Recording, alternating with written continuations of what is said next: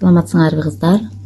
Мен Уместин ушундай кастрюльдөрүн анан мантышницасын заказ бергем. Ушу мантышницасын азыр кастрюльдөрүн ачып көрөбүз, качестволарын.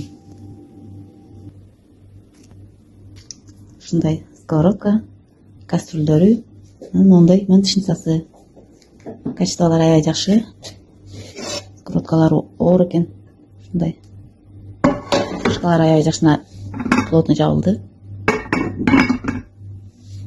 Ушул мантышницасы да аябай чоң, от секилигин жиберишиптир.